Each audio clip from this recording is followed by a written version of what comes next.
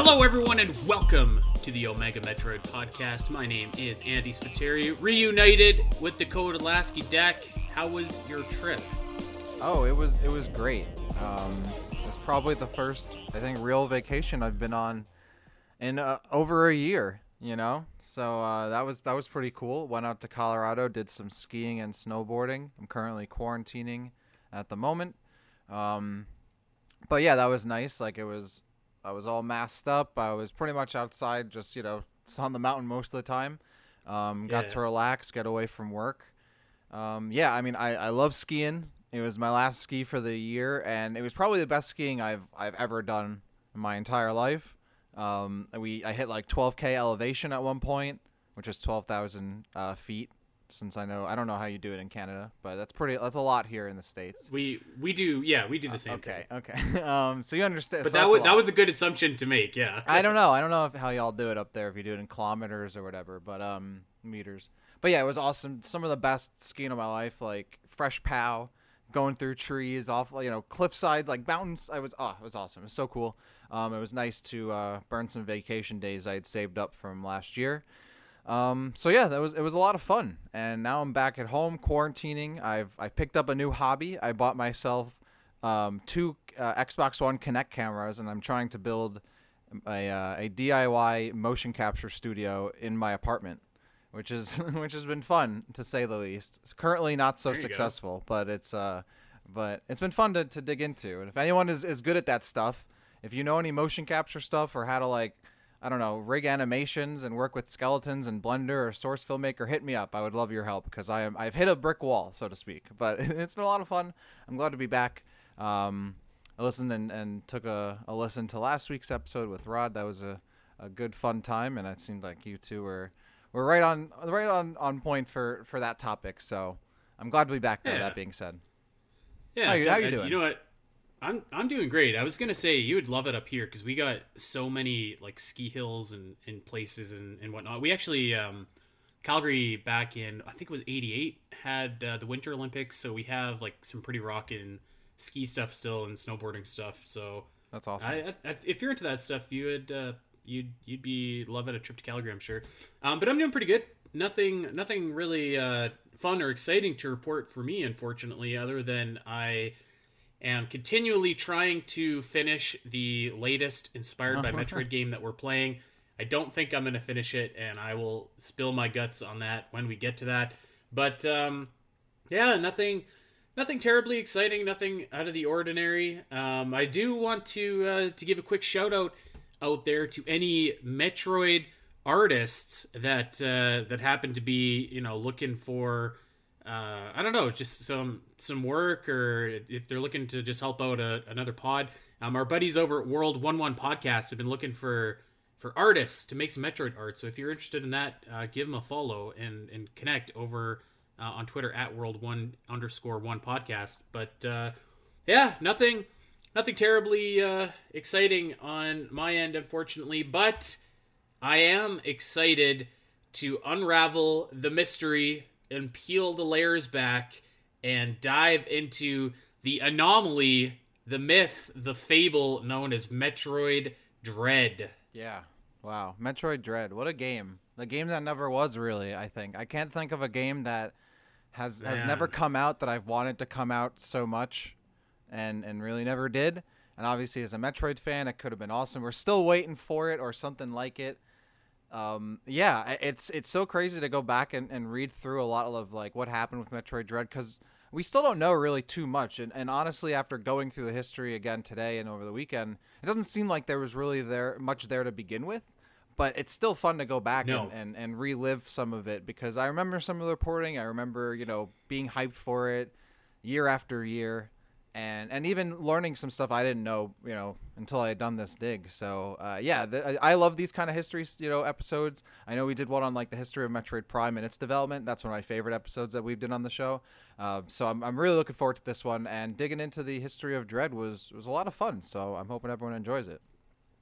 Yeah, and it's just like, man, it's one of those, like, mythical games at this point that it's crazy that we've been talking about Metroid Dread for 15 years and it still has never come out, but it still is in like the conscious of all of these Metroid fans' minds, and really that's because we never did get that 2D Metroid sequel. You know, eventually, of course, we got Samus Returns, but it wasn't Dread. It wasn't that kind of unicorn, if you will, of a game that fans have been longing after for so long. So I'm excited to dive into all of the history and the rumors and the whispers about Metroid Dread. I guess before we get there, though, Dak, when is do you remember the first time that you ever heard about this? Did you hear about it right at the beginning, like back in God, it would have been 2005 by now? I don't know. I definitely don't think I heard about it when in 2005, because in 2005 I was 12 years old. I definitely knew what E3 was, but I was just like a kid. I don't think I had really I still wasn't that hard into news. I think, but at the same time, maybe I was, because I'm trying to think if I was on the Nintendo Insider forums by then. I think I joined the Nintendo Insider forums by 2006. So if I were to put a year on it, I think that's when I heard about Dread. It was around 2006, around that time. And then obviously the corruption scan in 2007. But I want to say it was around 2006 is when I first started getting more into Nintendo discussion and news and whatnot, and joining the Nintendo Insider forums. Shout outs to anyone who was on the Nintendo Insider forums. If you knew someone named CCM30, that was me. Hit me up. Anyway, that's when I first started getting into the kind of, more video game discussion as a kid. And so I'm assuming that's when I first heard about Dread, because I was a big Metroid fan back then too. So, but yeah, if I remember correctly, I definitely didn't know about it in 2005, when it was supposed to apparently have been revealed or something like that. Because I'm thinking back, and I think that I did, because I used to be on. Do you ever go to GameFAQs or Game FAQs for I know people out there? Yeah. I wasn't on there a lot, but I was a lurker on GameFAQs. So when I was an early teen, I was on the message boards there all the time. Shout out if you knew anybody as Brainstruck, that was me.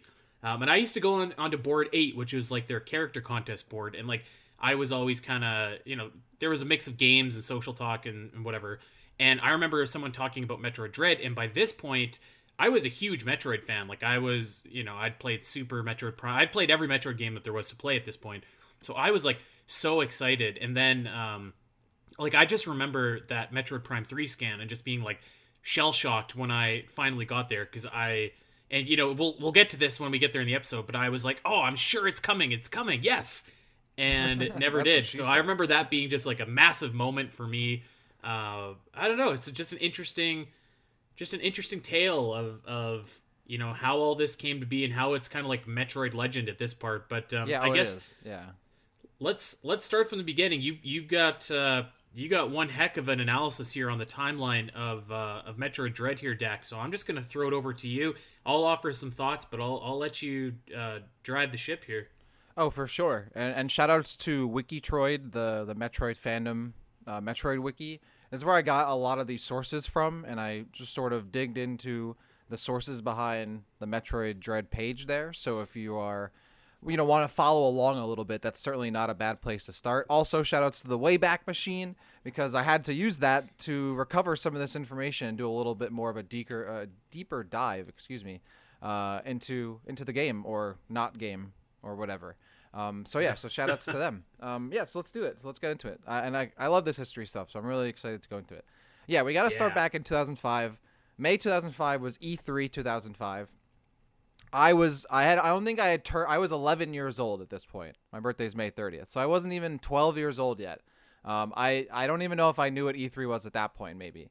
But apparently, at some point, unbeknownst to the public, Metroid Dread was supposed to make an appearance at the E3 2005, or at the very least, some reference was supposed to be made to it, or some selective groups of media had received some kind of materials or information about Metroid Dread at E3 2005. A month later, we got as far as we know, the first public knowledge of Metroid Dread, which was in a June 2005 issue of Game Informer. According to this Game Informer issue, Metroid Dread was being listed on Nintendo's upcoming games list. But when I digged into further, most of the details that come from this Game Informer announcement really come from the forums. I had to go on the Wayback Machine to find the post, but I found the original thread based on this article. It was an Ask Game Informer thread posted on their forums where someone was asking about that edition of the magazine. Someone named God of Destruction, wherever you are, asked on 9:44 a.m. on August 2nd, 2005, asking about That is precise. Precisely at that moment. Where were you on August 2nd, 2005 at 9:44 a.m.? God, I don't know. This person, God of Destruction, asked, I've searched numerous publications. I've searched the official site. I'm assuming Nintendo's or even Game Informer's. Can't find anything about the game. In the June issue under Nintendo's '05 list, I remember hearing about it. Or rather, he says that I can't seem to find anything on the game you mentioned, Metroid Dread, in the June issue, Game Informer, under Nintendo's '05 list. I remember hearing about it somewhere else, but all the details are gone. Was the game not announced? A mod named G.I. Rayner, so if anyone knows who that is, so this is a mod, not a writer, not someone who was on the magazine. A mod of the site says it's a direct sequel to Metroid Fusion and it will be on the DS.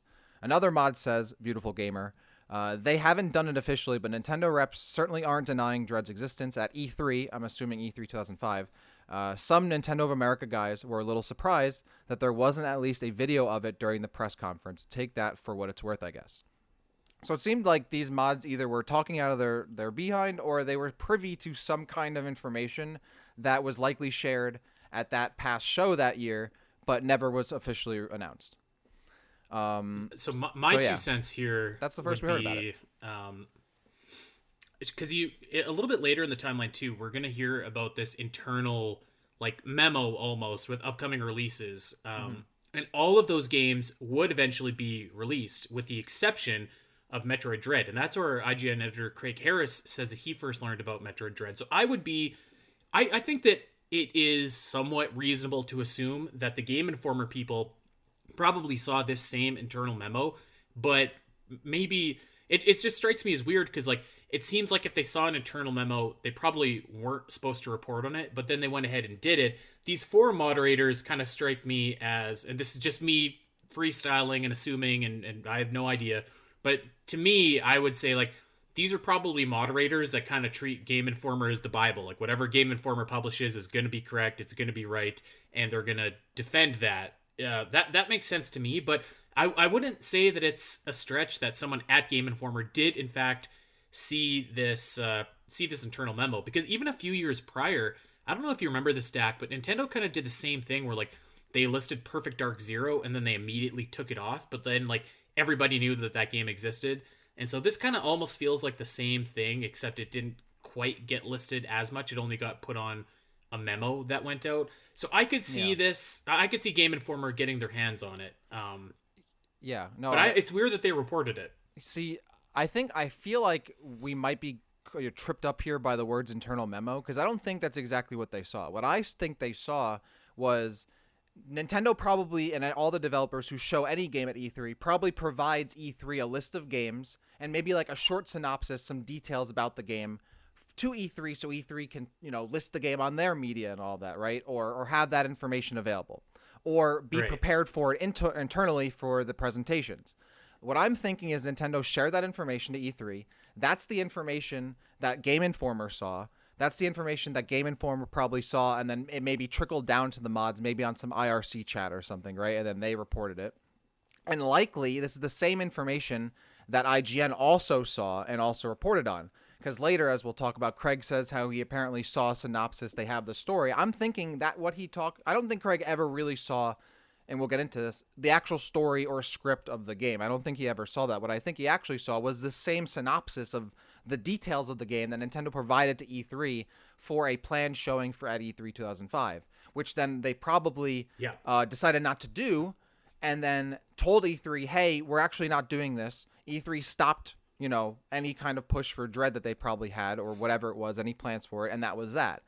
And then they got that information secondhand. So that's what I think actually happened there. And we'll go into that. And later one important part too, you nailed it on the head, and thank you for bringing that up. When I say internal memo, I'm talking about exactly what you just listed, where like Nintendo says, here's a list of games, here's a synopsis. That's exactly what I'm referring to when I say that. Yeah. Not like a Nintendo internal memo that like the developers might have, but like a media E3 kind of one. Yeah. Something that isn't very unlikely for, reporters back in 2005 to get. So anyway, we move on to September 2005. This is when, as we mentioned, IGN reports that Metroid Dread is being developed, but not formally announced the game for some time. So I went on the Wayback Machine, and this comes from a September 19th IGN mailbag. Someone by the name of just Sonic, with no capitalization, just Sonic. Shout out to Sonic. Thanks, Sonic. Asked IGN in one of the past issues of Game Informer, the edition we talked about previously from June. They had Metroid Dread listed. Emailed Nintendo. They told me that they don't like to talk about rumored games. So is this game real or not? At the end of it, Sonic says, "Please answer me this time because you never emailed me or anything," which I thought was funny. So Craig. So this is what's it? Craig Harris, I think you said. Yeah, Craig Harris. So this is a name we've already mentioned a bunch. It's gonna come up a number of times throughout these years, throughout these moments in Metroid Dread's history. So Craig Harris is the one who responds to this question from Sonic. Craig says, Metroid Dread is indeed the real deal, though Nintendo may have jumped the gun in letting people in on its development. It showed up in early E3 documents, but since it wasn't going to show, it quickly was dismissed and forgotten at the Expo, likely June 2005, the E3 2005 Expo. Expect more to show up about the game next year. So this was September 2005. He's saying expect the game to show up next year, 2006. So this is Craig Harris, double, I guess not double downing, but like, okay, I know that this exists most likely because he saw those aforementioned Nintendo, E3 memos and is like, hey, right. I know the game exists. Nintendo said it, therefore I know it exists. So this is IGN now jumping in on it with Craig Harris confirming that Metroid Dread apparently exists at the time.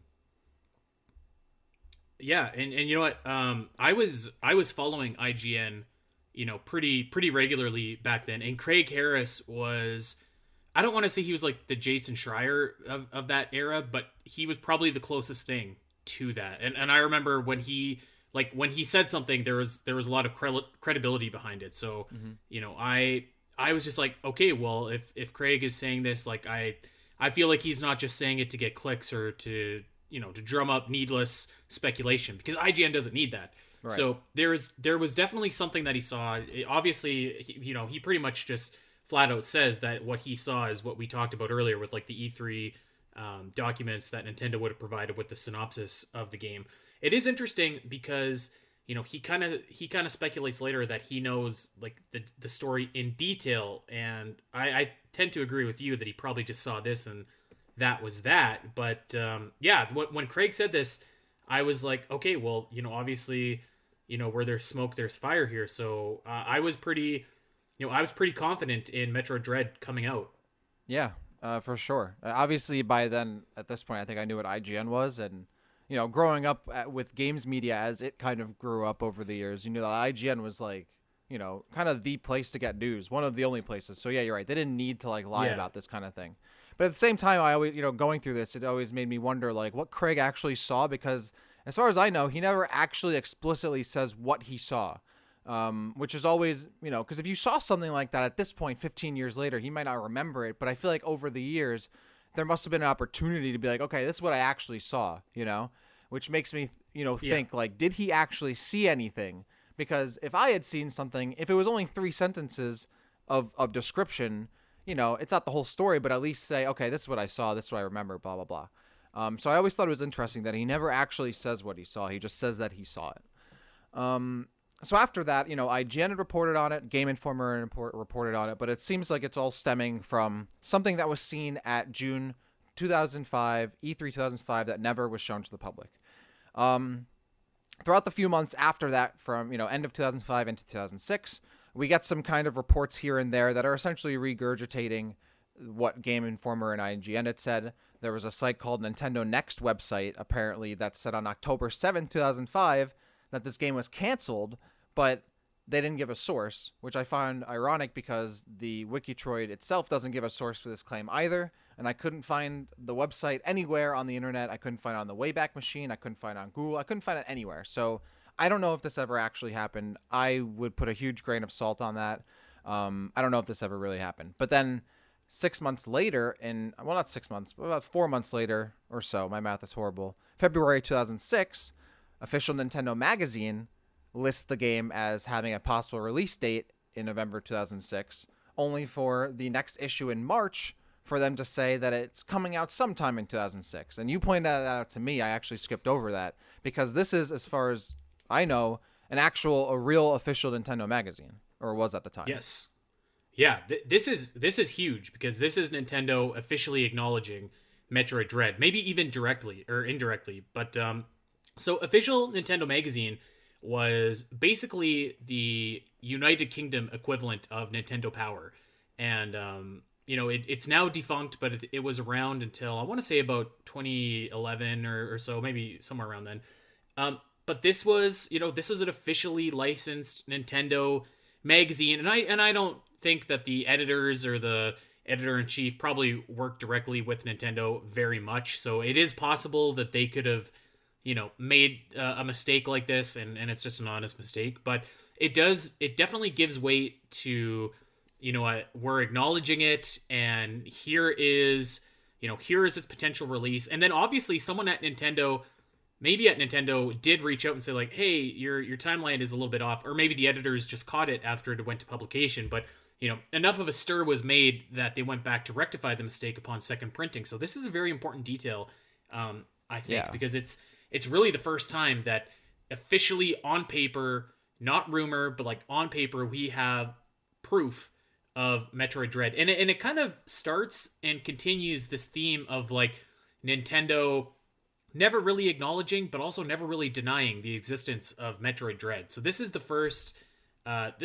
big one to me. But the unfortunate part of this is that there is also no source for this. I took a look at some of the old scans of Metroid content in official Nintendo magazine, and I can find some covers. There's a bunch of neat little features that they did over the years, but I can't find the actual page that lists this. So I guess without this source, we can say that it's rumor and innuendo. But enough people reported this that I feel pretty confident, saying it. Well, I feel like someone has to have a copy of the February 17th edition of official Nintendo magazine. Someone out there, if you know someone who might have a copy of that, page through it a little bit, see if you can find that, because I'd be very interested. I'm not from the UK. I never would have had access to that magazine, and it's been, defunct for so long, and that edition came out, almost 15 years ago,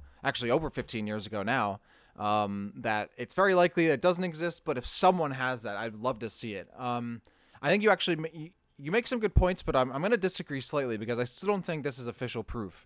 And the reason why is you mentioned the word licensed, is that this magazine was essentially, it's a licensed magazine. It's not like a direct hand-me-down word for word from the developers or Nintendo themselves. They're essentially fans who are okayed by Nintendo and writers who are okayed by Nintendo to report stuff on Nintendo things. So I don't think they ever really had any true information about Metroid Dread, and I don't think them reporting on it confirms it from Nintendo, right? I think it's just something that they probably reported on, reading it from Game Informer. They were also regurgitating something that they had heard previously. They probably heard Craig say, look for this game next year. They're like, oh, November 2006. That probably sounds like a good date. Maybe they heard November from somewhere else, or they put it together based on some other details. But they got November 2006 somehow, likely from Game Informer and IGN. And then maybe either they were told by Nintendo, like, hey, that's not true, and so they got rid of November and just made it 2006, because they're like, well, this has to be somewhat true. So, Nintendo didn't falsely give that information to E3. Like, it had to exist somehow, so maybe that's why they knocked it to just 2006. Or maybe someone gave them some information saying the game was, something like that. But I don't think that they really had any kind of direct connection with information officially from Nintendo, other than maybe Nintendo telling them, hey, like, this isn't happening in November 2006, don't say that. But even then, I don't even think that happened. They probably just adjusted it because maybe they were given information from someone else. As much as it says official Nintendo magazine, I think the official part comes from the licensing agreement, and not as a direct spokesperson for Nintendo in that capacity. Right. So I would be hesitant to say that this is proof. I have a theory, and I wouldn't say it's proof either, but acknowledgement maybe is a better word. But I have a theory about what happened. If I were to guess, I would guess that either the editor in chief or whoever was running the magazine probably had a contact within Nintendo.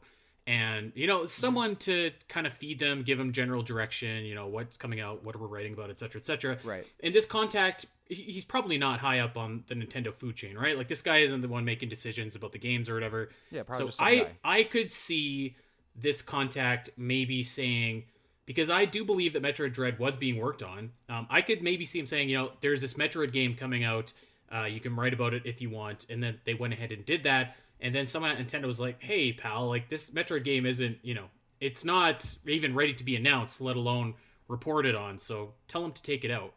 And so I could see that. It is weird, though, that they, instead of just like removing it altogether, just kind of made it a little bit more vague with the release. That kind of sticks out to me.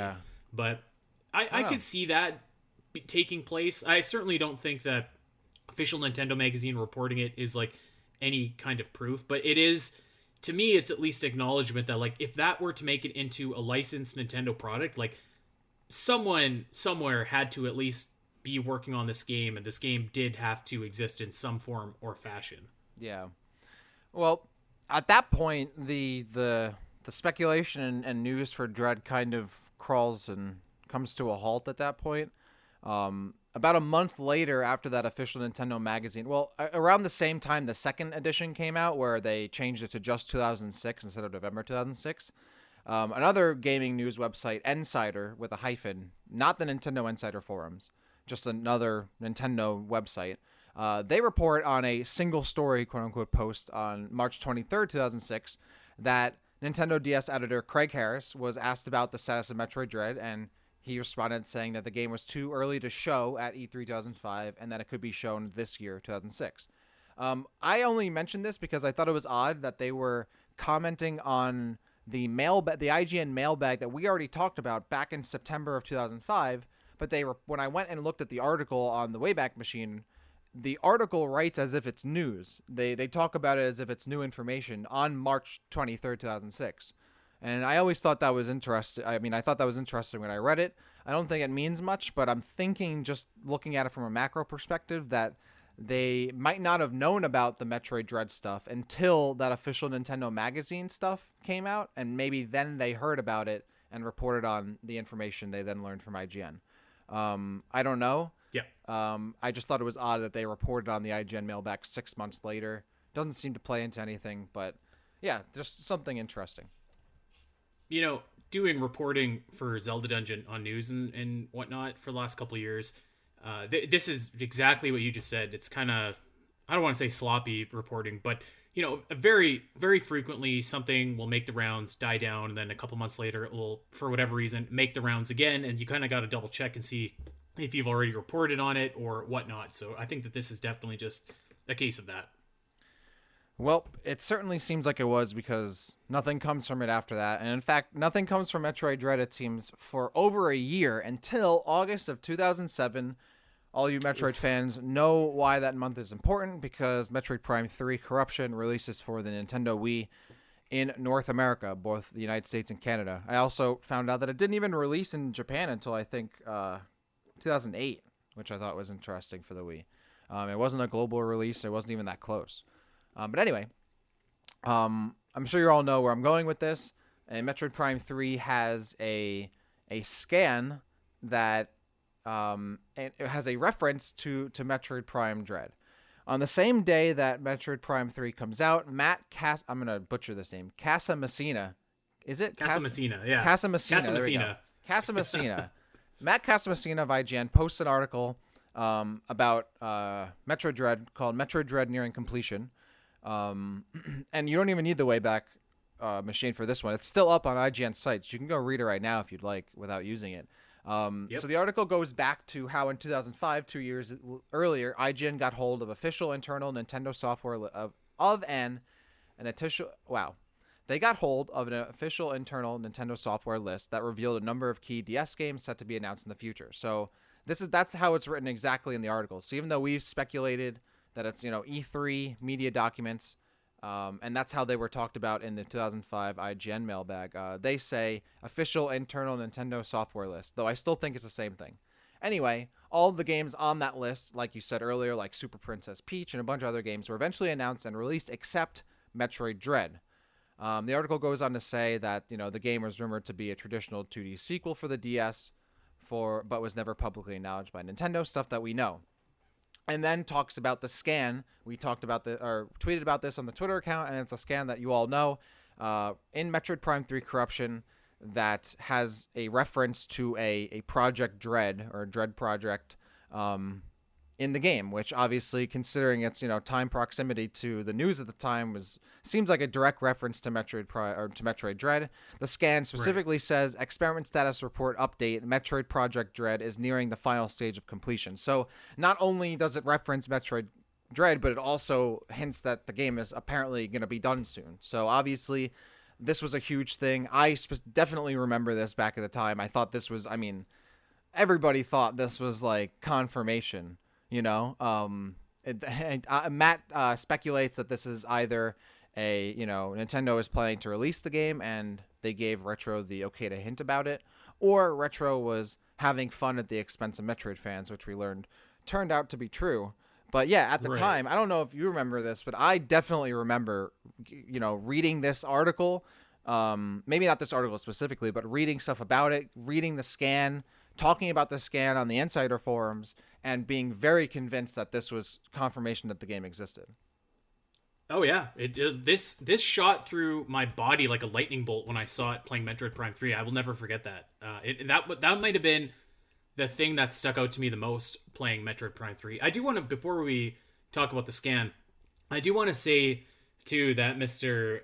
Casamassina, his article, which as you say is still up on IGN, is unfortunately labeled with a very, very misleading title, because the article literally says Metroid Dread nearing completion, and obviously we know that that's not true.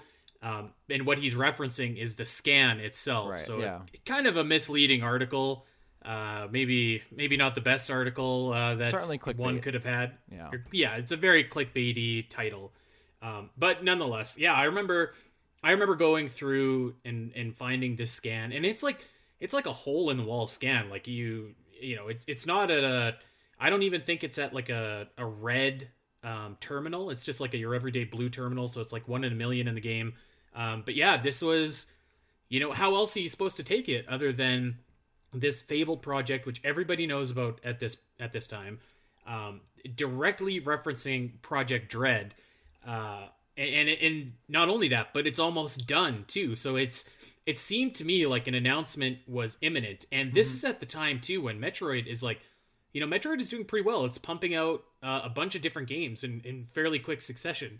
Yeah. So it didn't seem unbelievable that like this game is going to be close to being finished, and we might be playing it soon. So I definitely remember this. I thought that was like so awesome.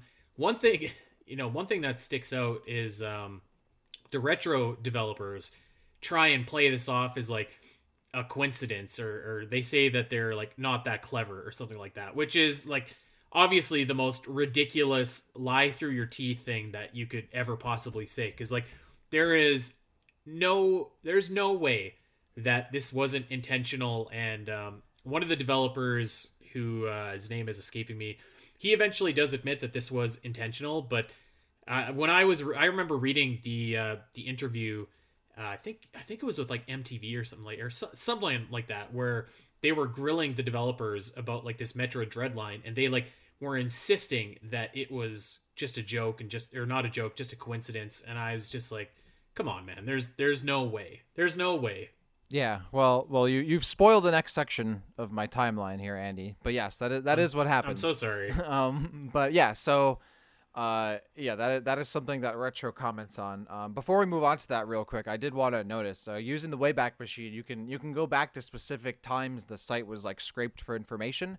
And I noticed that the article that we just talked about, the IGN one from Matt Casamassina, was posted on the same day of Metroid Prime 3 Corruption's release back in August 2007. But the article was updated on May 14th, 2012, almost 5 years later, Unfortunately, I couldn't find a way back update for the article earlier than 2013. So whatever that update to the article did is seemingly lost to history, and certainly most likely doesn't have any kind of relevant information. But I would love to know what that update was, because why would you update that article on a random May day 5 years later? You know, I would love. Well, I would so love to so know. the update is I'm sure what we're seeing, and the original article is probably lost to No, history, I know. as That's it what I'm were. saying. Is that yeah, we're seeing Yeah, the yeah. new article. I want to know what the original article is because we can't see any updates earlier than 2013. And the article was updated in 2012. But anyway, if anyone has a photographic memory and remembers what that specific article looks like, please hit me up. Hit us up. Hit So us up with your official Nintendo Magazine article too. yeah. So then, everyone and you did mention this is peak Metroid time. This is I mean 2007 is probably I would have to say the best year to be a Metroid fan. I think because you have Metroid Prime 3 coming out to great reviews. You have Metroid Prime Hunters to play, Pinball to play, Fusion, Zero Mission came out a few years prior. You have other two Metroid Prime games coming out. Now you have this scan, which is telling you that another Metroid game's coming out, it seems. I mean, I was pretty happy, right? This seemed like it was all good. Don't forget you've got the virtual console on the Wii for the first time ever too. So a lot of people have means to play Super Metroid for the first time now, and the original Metroid too. So this is just a Yeah. peak time to be a Metroid fan. Yeah, I mean, if you're a Metroid fan at this point, you were loving it. And 2007, I was 14 and loving Metroid. So, yeah, this was a great time. Anyway, it became not so great, at least for Dread fans, pretty soon after that. So, in September of 2007, a couple things happened. First, on September 6th, a site, computerandvideogames.com, known as CVG, reported that Nintendo is not making a 2D Metroid at this point in time. This is the first time that we get a claim that the game is not being made, and we can find the source, or at least like I can go and find the article. I couldn't find that other site, Nintendo Next, which is claiming the game was canceled back in 2005. But this one, I found the exact article on the Wayback Machine. CVG themselves reached out to Nintendo, and Nintendo responded that they are not making any 2D Metroid at this time. They didn't specify which branch of Nintendo they reached out to. I'm assuming it was Nintendo of America. I wouldn't say that this is outright proof because, I mean, anyone could message Nintendo of America's support line and be like, hey, are you making this? And they'd be like, no, like, screw off, right? Like, Yeah. they're never going to say it. But it was a media site, and while it wasn't a big one, they reported it. You know, that's what they learned from Nintendo. Then, about 20 days later, actually exactly 20 days later, on the 26th of that month, we have the interview that you mentioned, the MTV multiplayer blog interview, which is the first time that the scan is, I guess, deconfirmed as being related to Metroid Dread. So the interviewer from MTV has one of the Retro Studios game directors, Mark Pacini, who is being interviewed, and he gets somewhat grilled. The question comes up, and he can't get around it too much. But MTV asks him what's the story behind the apparent reference in Metroid Prime 3 to Metroid Dread. Mark Pacini responds, this is what he says exactly. It's not what you think it means. It was something that we overlooked, or was overlooked, and wasn't in any way indicating anything about the handheld game. We know no information about the handheld games. The MTV interviewer digs further and asks if Pacini is suggesting that they got in trouble for having the scan in the game and having the reference. To which Mark Pacini responds, not at all. We actually had a fictional element of something else in the game that, by a large coincidence, could be read that we were giving a hint about Metroid Dread, which was not the case. It's a complete and utter coincidence. And then after that follows up and says, that's all I can say on it. Obviously, that's BS. That's Yeah. obviously lying. Obviously lying. And later on, there was now this I couldn't find the actual source for, but apparently senior game director at Retro Studios, another director, Mike Wicken, later admitted that this was a joke, despite Mark Pacini saying it was a coincidence previously. The only source I have for this is from a Metroid Database forum post, which apparently the forums are down right now, so I can't pull up the post. And the Wayback Machine never scraped that forum post, so I can't pull it up either. So I can't confirm that this. I mean, the only source for this is the wiki, the Metroid wiki, which sources this forum page that I can't pull up. So I can't personally confirm that Mark Wicken admitted that this was a joke, but I would assume that when the forum, that forum page was available, the source was there and people accepted it as truth. So I don't know the context in which Mark Wicken said this. I don't know if it was a post that someone made and was quoting him. I don't know if he was on the forums and made the post himself and said that it was a joke personally. I have no idea, but apparently it was a joke. I would assume it was. I would assume that it was an inside joke by the Retro Studios people who likely had no involvement with Dread at all, but knew about the speculation, and they threw that little joke in there as Craig Harris or Matt Casamassina said earlier, as a way to kind of have a little fun with Metroid fans. So I don't know what your thoughts are on that, but obviously we both agree that Mr. Mark Bocchini was lying in that MTV interview. Yeah, and you almost feel bad for Mark there, because like you gotta think he knew that question was gonna come up, and this is probably the best answer he could have given, but even the best answer is just, he's lying through his teeth. I mean, either they intentionally put it in and they were just having a little bit of fun, which is obviously what happened, or someone put it in without their knowledge and made it to the final, made it to the final game and then was released, which doesn't make them look very good. So what's he supposed to say, right? Like, obviously this was a wink and a nod at Metroid Dread. I don't know. I feel like if I were him in this position, I would have just said, no comment and moved on, because really, what are you going to say? Like, he comes off as he's, not telling the truth. So I don't know. I would have had a little bit of fun with it, but there's no way that, the universe is a big place, but it's not that big where you can make a coincidence like that. So right. No, for sure. And I believe 100%, maybe even Ryan might have some kind of archives of the Metroid database, message boards, but I could totally, I totally believe that someone came out and said, like, yeah, you know what, we did do this, in the joke's on us. Yeah, I would love to know the context in which he admitted it was a joke, but I mean, I don't blame Mark, because like, you can't really say I have no comment, because that's just gonna make people think, oh my god, like it's definitely true. Yeah. And he doesn't want to say the truth either. So saying like, yeah, it's a coincidence. I mean, at the most, people think he's lying, but like, you can't prove that he's lying. So there was really no way, to go beyond that, I think, and that's probably why it was the best answer. I also would like to see that forum post, because I don't know when it was made, right? Like, I don't know when the Mike Wicken admitting it was a joke happened. I don't know if it happened back in 2007. I don't know if it happened, within the past few years or past 10 years. I don't know. So that I would like to see for myself.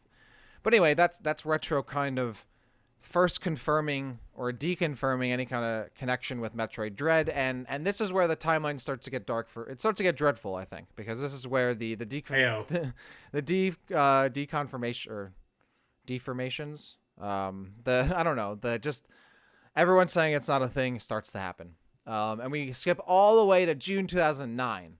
So 2 years and change, about 2 years passes, and now we're in the golden era of Metroid is coming to a close, because unbeknownst to us, Other M is looming over the horizon.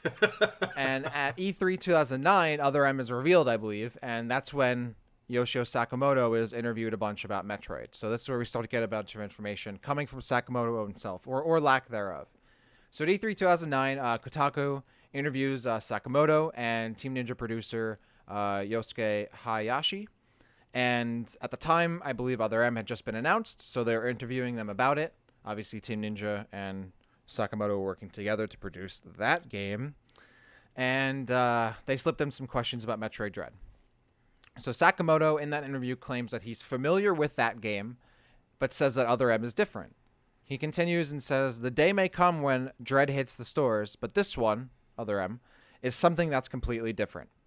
At the same E3, IGN's Matt Casamassina comes back into the fold. He was the one who posted that article we just talked about the corruption Dread scan back in 2007. He also interviews Sakamoto, just Sakamoto this time, not the Team Ninja producer. And Sakamoto acknowledges that Metroid Dread propped up on an internal release quite a while ago, a few E3s back. So that confirms that's probably the internal memo that Game Informer saw, that IGN saw, that internal E3 release. Sakamoto himself also probably saw it, and that's the same thing that everyone else saw. He says, I can only say right now that this is Other M, this is not Metroid Dread. But as a concept, the Metroid Dread idea does still exist within my mind, so maybe sometime in the future I will be able to bring that to you. So it seems like in 2009, it did exist or existed in the past, and Sakamoto was aware of it but wasn't involved. I don't know if that's the conclusion you're drawing from it, but that's what I'm interpreting. Yeah, I mean, they were right to ask about, did Metroid Dread turn into Other M? I think that that's probably a fairly logical conclusion to draw. Yep. So I do appreciate that they asked that. And this is again, Nintendo, kind of acknowledging that Metroid Dread was a thing. I mean, this is the first time that they I think this is explicitly. the proof here, right here. This is the first Yeah. time, yeah. This is the first time where they explicitly come out and say, like, yes, this concept existed. Yes, maybe it wasn't like an official game, but they at least went down the road of, like, they put together a concept, they put together an idea. So there's proof that people at one point were working on Metroid Dread. We'd assumed that was the case for a long time, but finally, all these years later, this is the proof. Again, just kind of not really acknowledging, not really denying that it ever existed, and it confirms what we suspected was the case with Game Informer, with IGN, what they saw, and where they got their information from. So interesting that that he says that the idea still exists in his mind. So he says something a little bit later in this timeline too that we'll touch on here. That I think we can trace back to this as well. Absolutely. Yeah, this is, Sakamoto getting his hands dirty in the timeline already. And I definitely remember at the time thinking that Metroid Dread might be connected to Other M at some point, but then also remembering, I really hope it's not when Other M came out. But yeah, so that's Sakamoto officially commenting out for the first time back at E3 2009, 12 years ago. May 2010. So we're now almost a year later, about 11 years ago, 10 and a half years ago, I guess. On May 3rd, the 2010 episode of IGN's Nintendo Voice Chat podcast, our good old friend Craig Harris rejoins the story. He was involved in the 2005 IGN mailbag, which kind of started all this off, aside from Game Informer. He was also reported on by Insider 6 months later in 2006, so he comes back. So he claims that the story for Metroid Dread was fully written, and that he had seen it at one point, claiming Nintendo has it and can bring it back at any time. Now, this is how Wikitroid words it. So I went back and listened to this episode specifically. I found it on Spotify, and I went back to the 75th episode of the Nintendo Voice Chat podcast to listen to what he said specifically. So around the 47-minute mark, the crew is all speculating about the announcement of a possible 2D Metroid soon, despite Other M had just coming out recently at the time. Or was coming out, whatever, in 2010. Specifically, Craig says, Right. These were his words specifically from the podcast.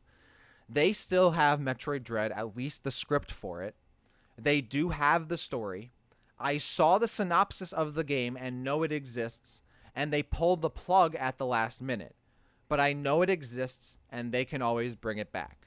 Those are his exact words from that podcast. So, just before I throw it over to you, my thoughts were on this from having, because I wanted to find that specifically in the podcast how he said it. And I'm still thinking that I don't think he saw a script. I don't think he saw a plot. He's probably misremembering it at this point, because now it's been, 5 years since he had seen that information. I still think he saw that document. He saw the title Metroid Dread and maybe the one or two sentences associated with the title, right? That maybe Right. very, very baseline summarize what the game was about. He saw that, inferred that because they had that information that they had a whole plot and script done. I don't think they ever did. I think that's something that he added, that was his inference based on there being a synopsis, which isn't always true. A lot of the time the synopsis is created long before the script is ever done.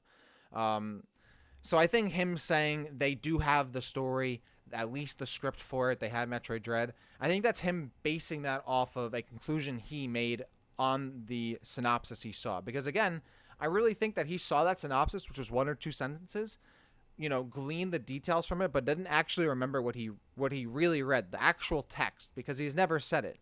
But at the same time, he's claiming that he's seen a whole script. I mean, if you saw like a whole script or a plot for a game, you'd remember some of those details. Like no matter how many games, no matter how many stories you've read, you would remember that one from Metroid Dread. I'm very convinced that you would. So I don't think he ever really saw that stuff. I think he was kind of misremembering the past, coming to conclusions based on information he had. But that's what he said specifically in that podcast, which I thought was interesting. So I don't know. What are your thoughts? Do you think do you think he just saw the synopsis? Do you think like there ever was really a script? I don't think there was. My thought would be, and I'm going to sound like I'm making excuses for my boy Craig here, but I think that there is probably a simpler explanation for this. And I'm going to base this on history of, so I'm listening, or I'm a big listener of Nintendo Voice Chat. I don't listen as much anymore, but for a lot of years I did. And a lot of those guys have actually went on to work at Nintendo. Jose Otero comes to mind as someone that did that. Mm-hmm. So obviously these guys have somewhat of a relationship with Nintendo. Bill Trennan, Reggie has come on the show a bunch of times before. So I'm going to speculate here that maybe what happened, and this is speculation, but maybe what happened is Craig said that he saw the synopsis for the game and it exists. We know that this is true because he saw the E3 dossier that had Metroid Dread on it. So we know that that's true. My speculation is perhaps he had a contact inside of Nintendo that is just like, you know what, this game is real. They have the script for it. The story is done, and it can be real. And he's taken that source at their word. I don't think that he ever saw like an actual script. I don't think, because like what's going to happen, right? Like you printed off the script and like, hey, here, Craig, like take a look at this. I don't think that is the case, but I could totally see him having some kind of a contact and, them feeding him, hey, the story's done. It's just a matter of getting the gameplay up to where we want it to be. And maybe when they say the story, they don't mean like the literal word for word story, but like the concept of the story, kind of like Sakamoto said. Yeah. Or like some kind of like treatment, right? Yeah. I think that rings a little bit more true to me, or I could see that being the case a little bit more. Yeah, I just think that maybe if that were the case, he would have said that, like I have a source that told me there's a script they saw, blah, blah, blah, and I saw the synopsis, therefore I can, like he pretty much says like, I saw the synopsis of the game. I definitely think that he 100% saw the synopsis of the game at E3 2005. That I believe 100%. But I think, I don't know if I'm convinced that someone told him that there is a script for it or that the game exists or blah, blah. I still think those are things that he's extrapolating from the information he got. But, I don't know. And you're right. There are a lot of people that have those connections, and Craig was certainly one of them. So maybe he did know. Who knows? Maybe we can ask him. What you suggested is entirely possible and maybe even more likely as well. So it's who knows? He might just be claiming he saw something, or that because he had a little bit of knowledge, he's stretching that into a lot of knowledge, right? So, yeah, and it could also be a thing where like he might have saw something really quick. Like when he first saw that thing at Metroid Dread, it might have been a quick moment, right? Like he might have like glanced at it.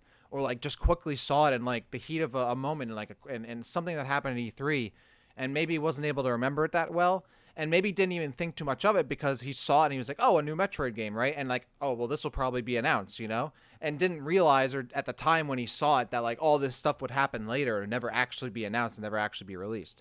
So like your memory kind of will differ depending on how you actually receive the information at the time. So who knows? It would be.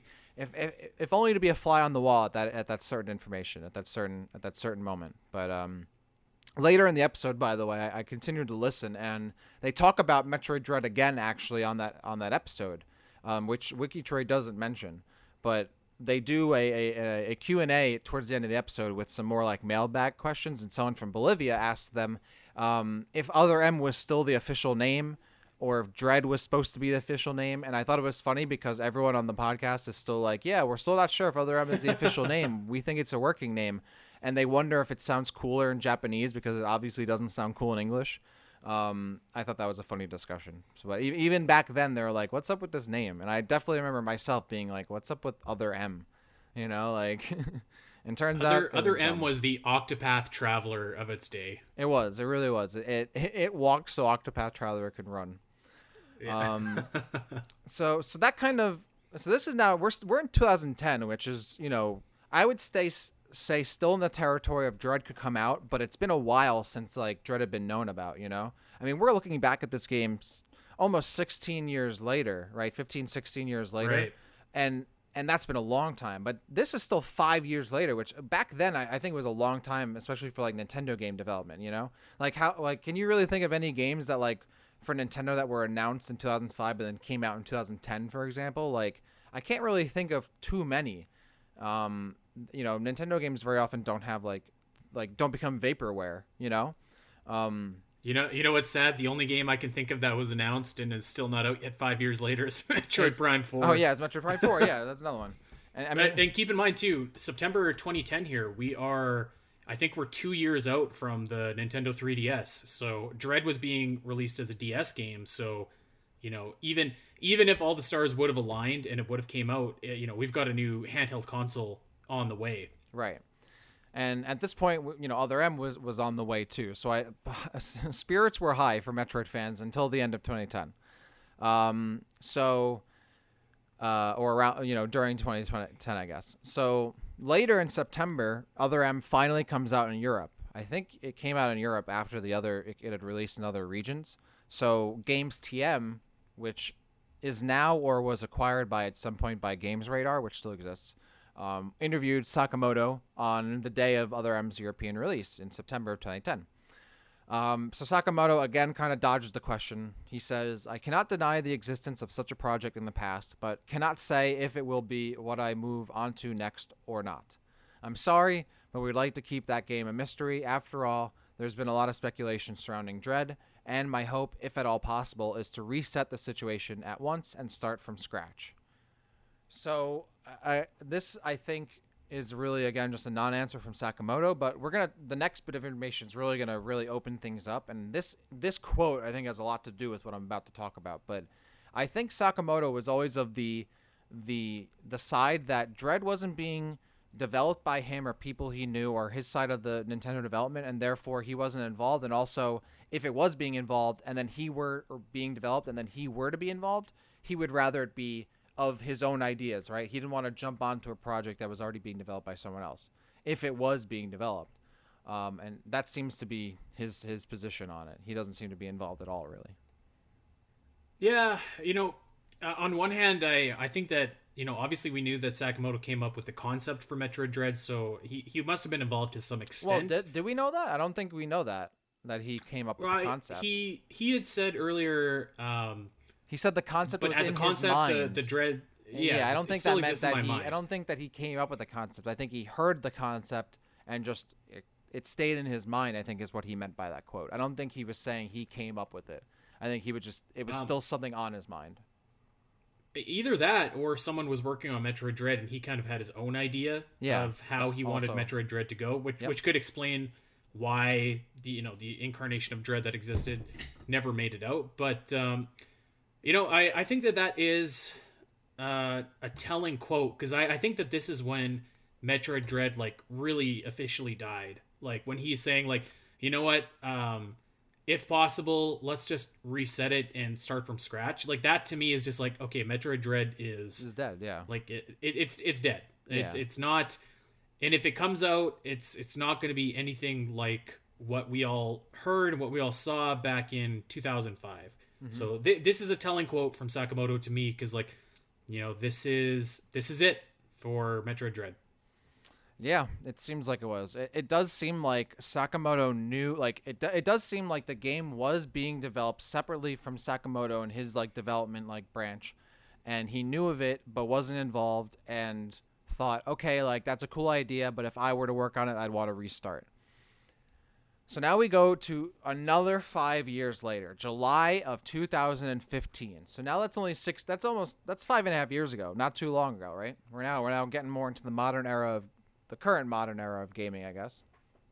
But 5 years since the release of Other M, obviously there hasn't been a Metroid game since then. Metroid is not doing well in 2015 at all. And in July of 2015, many of you know Unseen64. Might know of them on social media, on YouTube, who does a lot of game development kind of news and YouTube videos and stuff like that, if I remember correctly. Goes by their actual name is Liam Robertson, but goes by Unseen64. So they have some insider with Nintendo Software Technology, NST. For those of you who don't know what NST is, they're a development team that was behind Metroid Prime Hunters, and also behind the failed Project Hammer that was supposed to come out for the Wii, which is a big detail I'll get to soon. So apparently, Liam Robertson, aka Unseen64, had some kind of insider who worked within Nintendo Software Technology, NST, and was doing an expose on Project Hammer by NST, and in that expose, which also goes into NST's problems with Nintendo's Japanese management, also talks about some Metroid games, including Hunters and Metroid Dread. So what we learned from this is the biggest thing, because this is the biggest amount of information that we get about Metroid Dread that is concrete, I think, ever. This is probably the biggest information dump. And I remember when this came out. It was reported on by Nintendo Life and a bunch of other websites as well. And this was July of 2015. So this is around 10 years after Metroid Dread was first heard of. 10 years, we finally got some details.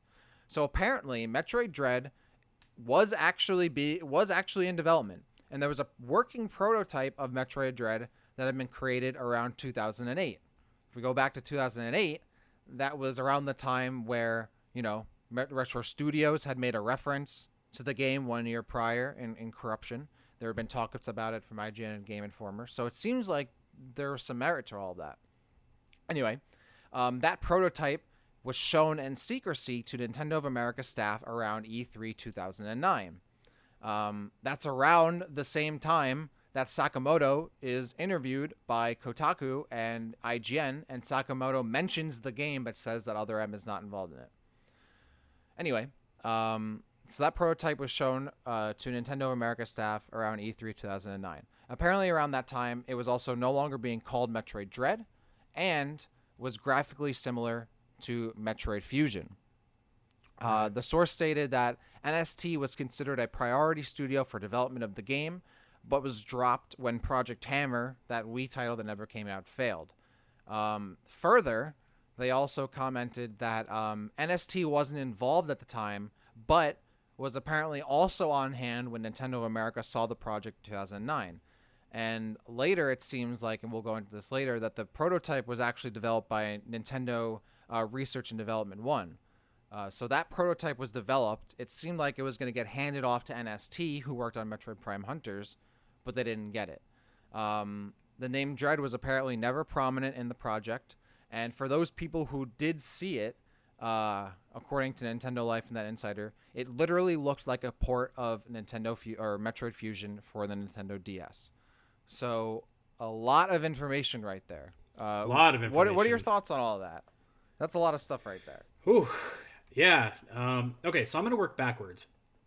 I can totally believe that the game itself looked a lot like Fusion did on the Game Boy Advance, because I remember playing the DS Castlevania games, which are very similar to Metroid in that they're 2D side-scrolling games, and 3 of them came out on the DS, 3 of them came out on the Game Boy Advance, and those look pretty similar. Like there are some minor upgrades here and there on the DS, but by and large, they look pretty similar. So I can totally see that. That doesn't really matter to me though, but I can definitely see that. Wow, so Liam Robertson works on Did You Know Games. Yep. Pretty credible guy, but I do get a little bit weary when I hear like an unnamed insider is providing a bunch of information. Some of this information though definitely does line up and make sense. I can definitely see that maybe the Dread name is something that they referred it to at once, and then that just kind of caught fire with the fans and never really was a thing for Nintendo. But I mean, so I could see Nintendo passing off development of this 2D Metroid game, much like they would later do with Mercury Steam. I could see them passing that development off to, the developers of Metroid Prime Hunters. Although it does seem odd that they would say, okay, develop Hunters, but then we want you to develop a completely different style of Metroid game. So that one seems a little bit weird to me. Not saying that it couldn't happen, just that it seems odd that, we're going to get you to develop two Metroid titles, but they're going to be completely different. But, I can, I can see that happening. It seems to me, yeah, that Sakamoto maybe, was more of an overseer. His team wasn't directly responsible for it, and for whatever reason, he just didn't like what he was seeing. I could believe that. There's a lot of ground to cover in here, and it just again points out to me that, like, while we may have had the concept, there was never actually any skeleton to the game. I don't think, like, I don't know what they could have possibly shown, because it says that they showed a prototype of Metroid Dread. I don't know what that could have possibly been, like, because it seems to me that, inferring from what Sakamoto has said, that reading between the lines, it seems like the technology wasn't really there to do exactly what he wanted to do with the game. So I don't know what that prototype could have been, but yeah, it's a lot of, I would like to take all this at face value, but there's just a lot of moving parts in here, and some of it doesn't line up for me. But on the other hand too, I could see, I could see some or a lot of this being true. Yeah, no, I agree. I definitely think that it should be taken with a grain of salt. But looking at it from face value, I think it makes sense to me. For one thing, it definitely lines up with, like, Sakamoto's own, like, reset the situation thing, because I think he definitely heard or even saw this prototype, which apparently looked like Fusion, and might have even just been straight up at that point a Fusion remake. Like, I think it might have started as a Fusion sequel, but maybe over time it morphed into a Fusion remake. And then maybe Sakamoto saw that and was like, I'll do my own Fusion remake. And he made Other M. So, like, that, I 100% believe that. And that's why maybe, like, he reset the situation on his own by making Other M. Why NST would be making a Fusion sequel rather than the developers of Fusion, which were, a Japanese development branch of Nintendo RD1. Yeah, that I don't know, because NST, they'd only worked on Hunters previously. They were an American development branch of Nintendo. And we'll get into this later. Apparently Nintendo was even waiting to see actually, Nintendo Insider reported later that, or at the same time, that NST was originally considered for the game's development, but they first wanted to see how Hunters performed critically and with consumers. Then it entered pre-production, likely from the R&D prototype. But then when it was supposed to be passed over to NST, it wasn't, because they failed with Project Hammer. And I'm thinking I think that's what probably killed the game, right? Because it seemed like they planned for NST to make the game. NST failed with Project Hammer, and they're like, well, we're not going to give you this game. And then they end up giving it to nobody, and it kind of just floundered and went off and just kind of was forgotten about, right? Like, if in development, it seems like to me, like, if you don't have that, like, one person that's really pushing for the game to be made, it kind of just falls to the wayside, right? And Dread didn't have that game. They didn't have that. It didn't have that one person. It didn't have its Sakamoto to drive it forward. It had, like, NST, which was kind of just an amorphous group of developers, right? That didn't seem to have a leader. And like you said, worked on different games previously. So I think this is probably what really killed Dread, is, like, they didn't know what to do with the game. The Metroid's developers didn't think that the Nintendo DS technology was there, or they wanted to do something different. And then the game overall morphed to, like, a Fusion remake, which seemed to be kind of fall flat on everybody. And then that was it. Like, the game had become no longer a Fusion sequel to a Fusion remake. The Fusion remake wasn't exciting anybody, or, like, wasn't able to be made, or whatever it was. And then no one kind of put more effort into it, or tried to make it back into a sequel, or try to push it to the 3DS or anything like that. But yeah, this is, I mean, I'm personally going to take it at face value. I don't know if they would lie about it. I mean, obviously maybe they're not lying. Maybe they heard differently. I don't know. But yeah, this was all pretty eye-opening. I don't think anybody's lying. Yeah, no, for sure. I don't think so either. But yeah, this isn't. It just, like, really sticks out to me that you would say to NST, like, we want you to make Metroid Prime Hunters and then completely redo and make a different kind of Metroid game. That seems like an odd decision. Not saying that that couldn't have happened, but it just seems odd. I don't think that this is my speculation or my theory. I think that never were they going to remake Metroid Fusion, because at this point Metroid Fusion is only 3-4 years old, and as we point out, you're not getting that much of a higher resolution, better graphics, better gameplay on the DS than the Game Boy Advance anyways.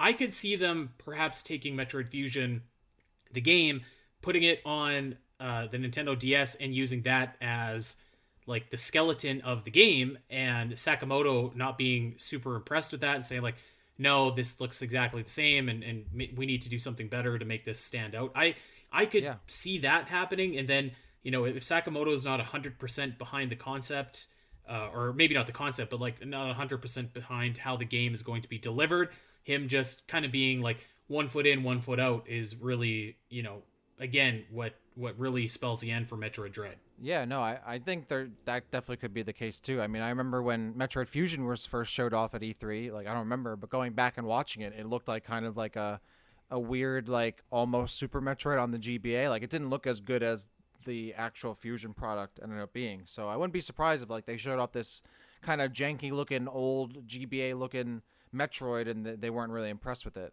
That being said, I definitely don't want to make it seem like I think that it started as a Metroid remake, because I don't. If Metroid Dread was in development as early as 2005, yeah, Metroid Fusion came out, 3 years prior in 2002.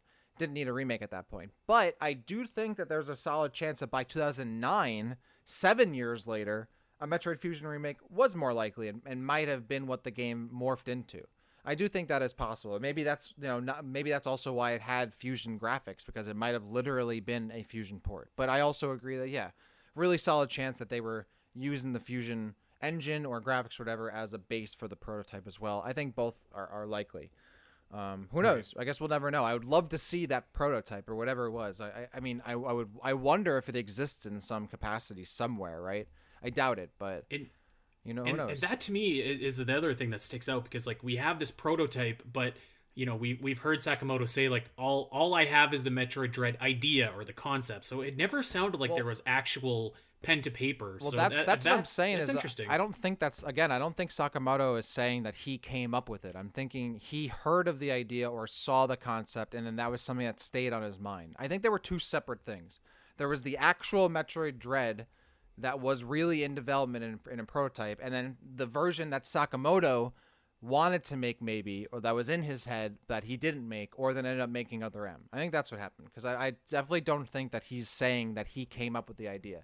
And from what I've gone through, there's nothing claiming or proving that he came up with it. But yeah, so anyway, I would also like to hear from someone who apparently was there. I mean, there's no proof from any Nintendo of America employee that said, yes, I was, not that they would claim that publicly, but like, no, there's no like witnesses, like no one spoke anonymously, like after the fact about this. Like they're saying that not only was Nintendo of America employees shown this, but NST employees were apparently on hand or heard about it or whatever. So that's saying that like multiple people would have either been on hand or have heard about a prototype that existed, yet no one has ever leaked the prototype or footage of it. No one's ever gone on record saying that they saw it, other than people who claim that people who saw it. You know what I'm saying? Like, I think that's interesting too. Like, if the prototype existed and people saw it in 2009, that was only 10 years ago.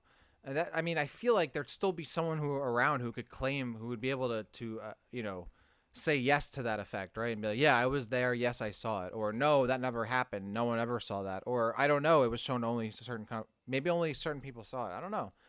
I would love to find out. We should start emailing Nintendo America employees. Like, hey, were you there? I would love to know. I would love to see it. My gut tells me it was just Metroid Fusion. And, it was probably like a Metroid Fusion mod or something, basically a Metroid Fusion mod with some ideas pitched, like we could do this, we could do that. Yeah. Maybe the technology of Metroid Fusion didn't line up with the ideas that were pitched, and maybe that's one of the reasons again why Sakamoto's 1 foot in, 1 foot out. But that's just speculation. Who Well, knows? who knows? A month later, though. So after all, oh no, I'm sorry, not a month later. A few months later. So this was all we just talked about was published in July of 2015. So then October of 2015, a few months later, there was a podcast, the Switch On Nintendo Week podcast. I don't know if that's the actual name, but that's what the YouTube video says. From some podcasters on October 16th, 2015. They interview Unseen 64. They interview Liam, and they do a follow-up to the expose. So he claims that the prototype that we just discussed, the Metroid Dread prototype, had a map on the bottom screen of the DS with gameplay on the top screen. He revealed that Craig Harris could not recall the synopsis he had seen of the game, and that materials were selectively distributed to the press around 2005. Likely at E3 2005, though that's my speculation. Liam Robertson then speculates that Dread was dead by 2010 and was developed by the same team behind Fusion, who we know as Nintendo Research and Development 1, which is what I talked about earlier.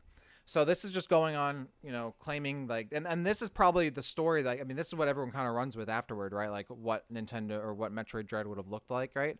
But I mean, we can all assume that was their intent with any Metroid game on the DS. It's still crazy to me that we never got a Metroid DS game, considering how obvious it seemed to be. But they never made one. But that seems like what they were going with. I also thought it was interesting. He says that Craig Harris could not recall the synopsis he had seen of the game when Craig was so like vehemently like Gung-ho. gung-ho about it. And that's what I'm saying. That's why I thought like this guy definitely saw like the materials were selectively distributed to the press around 2005. That's 100% the E3 media memos that they got in 2005 at E3 2005, right? A bunch that was circulated by Nintendo. Craig Harris must have saw that synopsis, and that's the story he remembers. That's the plot or script that he can confirm. And that's why he also probably doesn't remember the specifics, because it was probably like a 2-sentence blurb on some, piece of paper he read at the event. And if you've ever been to E3, there's a billion things happening. It's super loud. Tons of people always trying to talk to you. I'm sure this is something he might have seen maybe quickly in the media room, which even then is sectioned off from the public, but still can easily get crazy. Might have saw it in passing. But this does confirm, or, quote unquote confirm a lot of the details that we're speculating and were kind of brought up earlier. Craig seeing the synopsis, the details of what the game would have been like, the game being dead by 2010, which, if the game was showed off as a prototype to Nintendo of America in 2009 and they didn't like it, well, then it probably was killed by 2010, a year later. And then, as I mentioned, was developed by the Fusion team, Nintendo Research Development, but for some reason was pushed over to the NST potentially. I thought this was an interesting follow-up because it gives us a little more information. I didn't listen to the podcast like as much as I did the voice chat, the IGN voice chat podcast. So maybe if someone who's listened to that episode a bit more might be able to give me more details, or maybe I'll go back and listen to the whole thing. But this does kind of confirm, if we're going to take this at face value, things that we heard previously. Yeah, and I think that I think that even if you had no knowledge at all, you could probably speculate with, I'd say, like a 90% accuracy that, like, the map is going to be on the bottom, right, and the screen is going to be on the top. The one thing that I did think that stuck out to me here is, so Liam says that Dread was dead by 2010 and was developed by the same team behind Fusion, which is weird because then I'm assuming that they would have been the ones to put together this prototype, which Sakamoto didn't like, and then comes in NST. So it is weird that they put together this, this version or this demo almost, if you will, of Metroid Dread, and Sakamoto's just like, this is not good, and kind of poo-pooing on his own team. But that kind of lines up with what we'll finish off with the last 2 points here. And I think that this all ties in together with, what is to come here the next time we talk to Sakamoto. Right. So the next time we talk to Sakamoto is 2 years later, June 2017. 2017, as you know, it was the year that Samus Returns was to come out. It's the first Metroid game to come out other than Federation Force. And Federation Force kind of got skipped over in this timeline. It's the first kind of main quote-unquote Metroid game that came out since Other M, 7 years prior. So IGN's Evan Campbell, I believe, or at least he posted the article, but he just refers to IGN, but I'm pretty sure he was the interviewer. He talks to Yoshio Sakamoto, and Sakamoto quote unquote shoots down the connection when asked if Dread and Samus Returns have any connection, saying, I think it's better to say that this is a remastering of Metroid 2, a powered up version of that, and not something to do with the other project. In the same interview, he seemingly talks about being interested in Metroid title, allowing you to display the map on a second screen and interact with elements of the UI by touching them, or since the time of the Nintendo DS, as in he was interested in that kind of idea. So again, that kind of goes back to him having this idea for Metroid Dread in his mind that never really came to fruition. And then a year later, in August 2018, to kind of round out this whole timeline, as far as we know, the last kind of information talked about, shared about Metroid Dread, August 2018, Habo Gonzalez, I believe a Spanish language video game site, interviews Sakamoto, who says that the Nintendo DS did not have the technical specifications to make the new Metroid game that he had in mind. So, at least from what I'm reading into this, I don't think that Sakamoto himself saw the prototype, right? And probably wasn't even really involved in like the NST team at that time, right? I don't think he might have even had too much involvement with them. I think he might have heard about the prototype. NST puts together this prototype. It eventually becomes something that is either a Fusion remake or kind of looks like Fusion, but isn't really like, taking advantage of the Nintendo or the DS technology too much, or isn't doing a lot of what Sakamoto would have liked in a Metroid game. He hears about that from someone who was present or hears about it themselves, tells Sakamoto, and Sakamoto's like, I'm not really interested in that, despite it being maybe involved with NST or not. And then that gives him potentially the idea to do Other M, maybe his own way, right? I honestly think that was it, is that he didn't want to do, like, he was interested in the idea of Dread, which is why he kept saying it was in his mind. He wanted to do this. Maybe he couldn't do it his own way, or the DS technology wasn't there. So he's like, I'm going to do it on the Wii, because he came up with like a different vision for it, I guess, after seeing or hearing about that prototype. The prototype essentially is dead, and we get Other M instead. I think as much as Sakamoto says that Other M and Dread were not connected, I do really fundamentally think that they were in some way connected, either as like an influence on Sakamoto or something, or and maybe even Other M not doing well after that, Dread didn't continue production. So I mean, I think that it's like a recursive kind of influence on it, but it seems like by the end of it, Sakamoto was not convinced that the DS could handle what he wanted to do at the time. Maybe that's why he wasn't involved or interested in Dread's development, and therefore didn't spearhead it, right, and give it the energy and boost and support it needed to become a game. And by then, the game really, truly was dead a few years after it kind of, was announced. Who knows?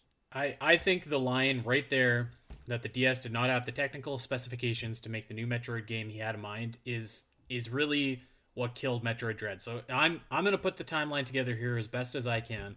So I think that that Nintendo R&D 1 developed a concept and a prototype for Metroid Dread, and it was basically just Metroid Fusion, which was reskinned. And I think that Sakamoto saw this and was like, this isn't the next evolution of Metroid that I want. This isn't what I want to do. It's not the game that I want to make and put my name on. So I think that he scrapped that. And I think that the concept still existed, and maybe they tried some things with NST to see if they could, do something a little bit different, that wasn't just strictly like Metroid Fusion Plus on the Nintendo DS. But I don't think you were ever going to get that working on the Nintendo DS. So I think that it eventually just fell by the wayside and was just like, we're going to hold on to this project until the technology catches up. But then at the same time, you have Metroid Prime Hunters, which doesn't really perform as well as it should have sales-wise. You have Metroid Prime 3 Corruption, which doesn't really perform as well as it should have sales-wise.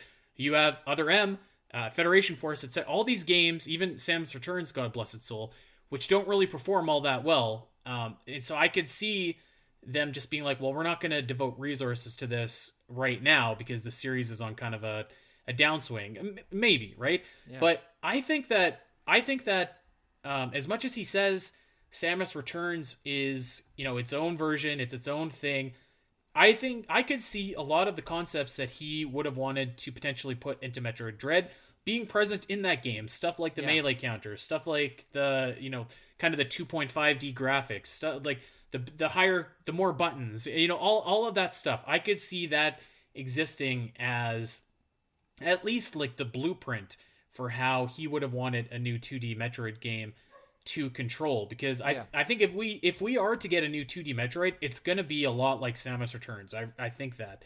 But at the same time, I could totally see elements of what would have been Metroid Dread going into Other M as well, because that was, maybe he had the idea in his mind, like, okay, I want Metroid Dread to be like this really cool game that doesn't exist in 2D but doesn't exist in 3D, Yeah. and it's its own thing, which of course we knew Other M went on to be. So I could see both of those scenarios being true. Yeah, I 100% agree. I really think that like the Dread that we were gonna get obviously doesn't exist anymore. We're never gonna get No. that. It's the Dr. Dre's detox of video games. Like that game doesn't exist anymore. And you're right. The elements of what would have been that game, I think, appeared in both Other M and Samus Returns. I think Other M was the result of Sakamoto wanting to do. You're right. That kind of game, like this 2D, 3D game that's more cinematic and blah blah, that the DS couldn't support. So he did it on the Wii, and he made it Other M. And at the same time, the gameplay elements that we expected of a Metroid Dread to be ended up being what Samus Returns ends up being built on. So I think in a way, Dread's development led to both of those games. Probably more indirectly for Samus Returns than Other M, because Other M was a lot more recent, and Samus Returns is kind of just like the natural progression of like a Metroid game on a handheld. But I really do I honestly I'm blaming Metroid Dread for the release of Other M. I really genuinely believe that Sakamoto was inspired to make Other M based on what he had saw and or heard of the Metroid Dread development. I'm after going through all of this, I am not 100%, but I'm very convinced of that he learned of it, he saw it, he's like, I don't want to do that, I'm gonna do this, and he made Other M. So in a way, Metroid Dread, which was supposed to be our savior, ended up being the cause of all of our strife, bro. I'm telling you. I don't disagree. I think it kind of dovetailed Yeah. into both games. Like It did. It definitely did. Yeah. Yeah, and you know what? I also, I can't remember who said this, but it was a great question. Somebody said to me, do you think that they'll ever do like a Star Fox 2 situation where they eventually release Metroid Dread like down the line?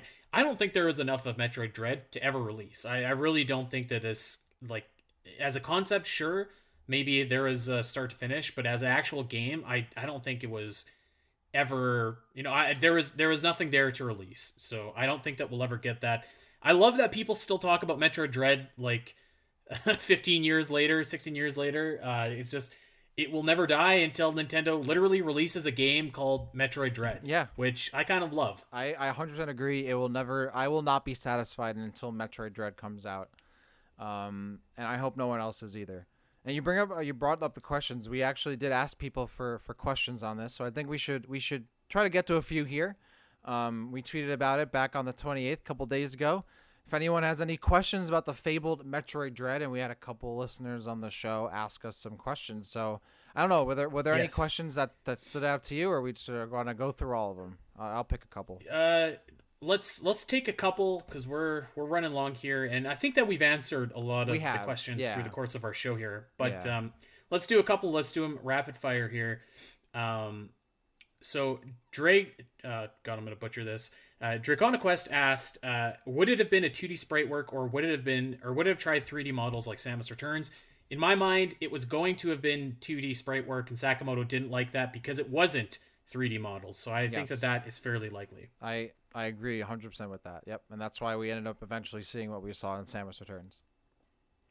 So World 1-1 podcast asks, do you think anyone that was involved with it will ever actually talk about what happened? I don't know, man. I feel like if they haven't talked by now, it's probably not forthcoming. I hope maybe someone listens to this episode and hits us up, or hits someone else up for us or something. Yeah, I would love to talk to someone who isn't like under NDA, like this 20-year NDA for Dread or something. Like I would really love to talk to someone about it. Maybe we could do a follow-up on this where someone actually, that would be the most epic episode. Someone actually talks to us about Dread who was involved with it. But no, I don't as far as we know, no one involved has really talked about it publicly, and I don't know if anyone actually will. I think it might have really never been as tangible of a thing that we really think it is, right? Like maybe that prototype was only made by a couple people who maybe don't even really remember all the details, right?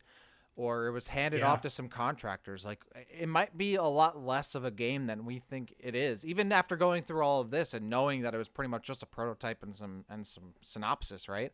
I think it might have even been less than that. So I don't know. I would like to think that someone eventually will talk about it, but I'm not getting my hopes up. No, I agree. Metal asks, I once shared the Wikitroid article on it with a friend who said it sounded like System Shock 2. Are either of you familiar with the game? And if so, is it actually that similar to the story of it? First of all, I don't know what you would have shared that inspired like comparisons because there's really nothing there. But I am not. I'm not familiar with System Shock 2. I've heard good things though. I have not played System Shock 2, but I know that it is a spiritual like precursor to the BioShock series. I have played parts of the original System Shock, but it was so long ago that I honestly, I mean, it was probably when the game came out. Like I was like very, very young. Haven't played it since then. I Yeah, don't know what they're referring to in terms of it being the story being similar to System Shock 2, because we don't know what the story of Metroid Dread is, unless they're talking about the story of System Shock 2 being similar to what we think Metroid Dread would be. But I don't even think we can be in agreement on that. As far as I know about System Shock 2, it was supposed to be a standalone game, but then eventually was changed into a sequel for System Shock. So maybe that's what they're getting at. Maybe they're talking about the development story, but I think it was I don't think I think it was I don't think it's very similar to that either. I think it did start as a sequel and then became, maybe it's in reverse. It was a sequel then became its own standalone or a remake. I have no idea. I don't know, but I've heard that System Shock 2 is a very good game, so maybe we should play it. I'm not very yeah. familiar with it though. I have played bits and pieces of the first one, and I've played BioShock. But that's about it. Love Bioshock by the way. Great game. BioShock is great. Yeah, Um, that's a game we ought to play yeah. on this for the show. I think. Yeah, book it. All right, just a couple more, then we'll get out of here. Hiba Hussein asks, would this have been a good chance to make serious changes to the Metroid formula, and what changes? So, yeah, I think Yeah, that it have to this, be. I think it would have been a great opportunity, and that's maybe one of the reasons why we didn't see this game is because, you know, you're limited for what exactly changes you can do on the Nintendo DS. Like I said earlier, I use Castlevania as an example, and like, you know, touchscreen gimmicky aside, those are very much like the same games. So I don't think it would have been a huge leap from Metroid Fusion to Metroid Dread had that happened, and I think that that fed into why we never saw Metroid Dread. Yeah, agreed. I think we probably saw a really safe, basic prototype that just didn't inspire like people to be like, "Yep, let's make a new Metroid game." But yeah, this, I mean, especially now, we talked about this on a previous episode. How like we definitely think the formula needs to be changed. We'd love to see a future Metroid 2D Metroid game change up the formula. I mean, I definitely think that should happen. I don't want to play a safe Metroid game. I think Samus Returns was a safe Metroid game. I really want to see them mess around with the formula. That being said, the second part of the question is: would this have been a good time to explore other areas of her past that we know nothing about? I'm not going to speak for you, Andy, but for me, no. Please, no. I want to end. I want to end. We've talked about this on the show previously, but I still stick with the side of I really want the Fusion sequel to be a sequel to Fusion and end that story and give me the ending of the story that I've wanted for. I mean, it's been 19 years now. I honestly can't think of another any franchise, any media property that I can think of that I'm a fan of or even know where you have to wait almost 2 decades for the continuation of the story or the ending of it. I guess Game of Thrones is probably one of them because they're still waiting for the end of those books. But yeah, it's a shame we haven't gotten the end of that story. I don't care about her past at this point. Every time I go into her past, it's like I've already learned enough about it. I want to see new events happen, but that's just me. Yeah, you know, I wasn't even going to bring up the second part because for me, the story it doesn't like it doesn't even matter to me. Like I want the new game. The story can be whatever it is as long as it's good. That's fine. So it doesn't matter to me. I guess on the very base, like the fate taking this at face value, I would be more interested in also seeing what's unfolding and rather than learning more about Samus herself in her past. Um, Two more, and then we'll get out of here. Matt says, "How far along do you think it was before it got canned?" Not very far, Matt. Not very far, it seems. Not very far. I mean, from what we've pieced together, it seems like, I mean, it seems like they had an idea for the game and probably promotional stuff for it before it was even like in development, even the prototype, right? That's probably why like they had it ready for 2005, but then when like they really still didn't have a prototype ready, they canned the E3 2005 appearance. And then if the prototype was shown off in 2009, apparently, I mean, I wouldn't put actual development on that prototype any earlier than 2008, maybe 2007, right?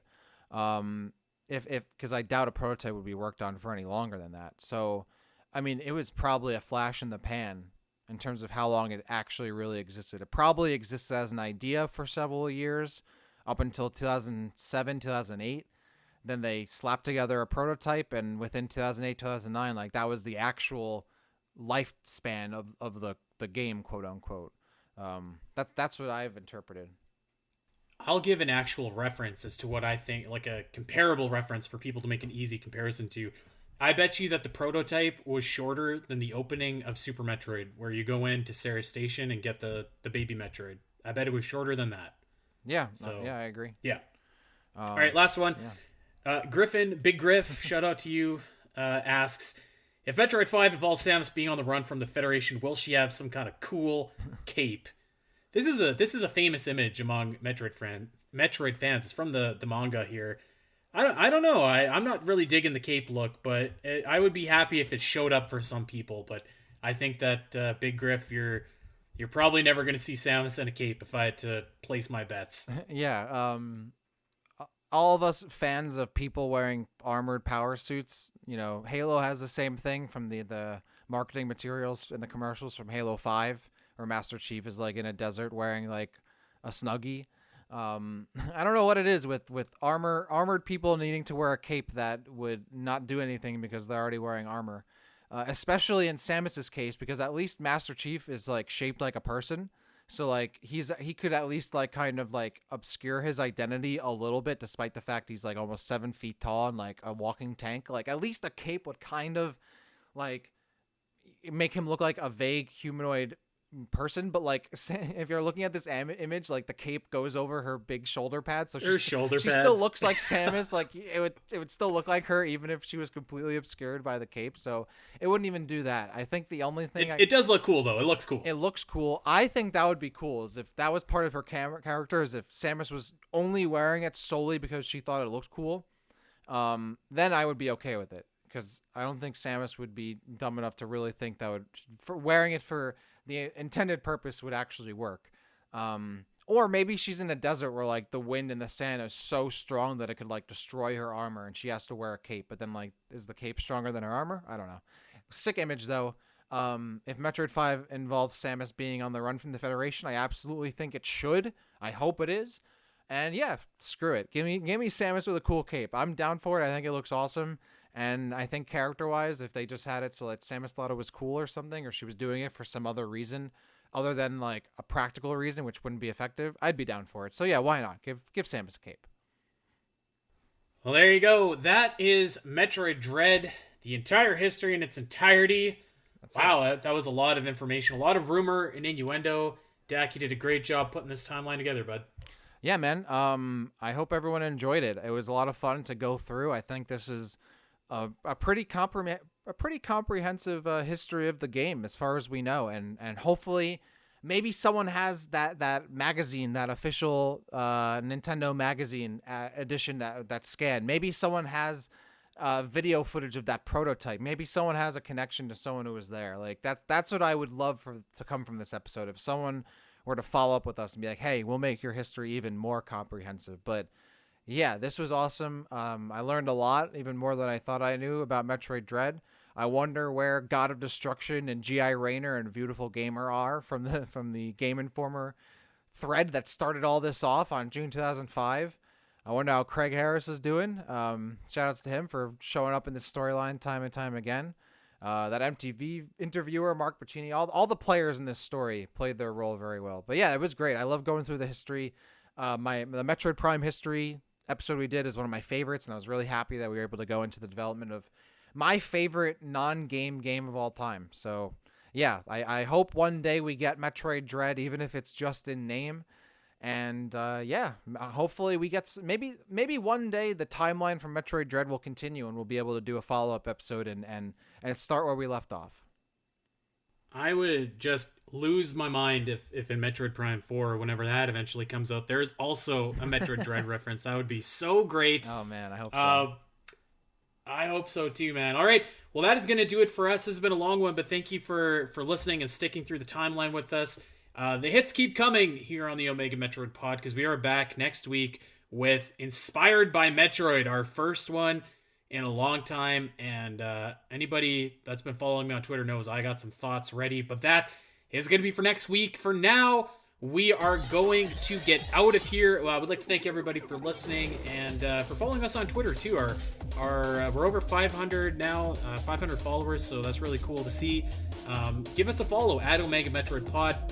Check us out individually as well while you're there, at Spateria316 and at DaxCity_. And of course, we want you to check us out over on iTunes, Spotify, Google Pods, Podbean, wherever you get your podcast. Like and subscribe. Give us that sweet 5-star review if you feel that we've earned it. Until next week, everybody, take care.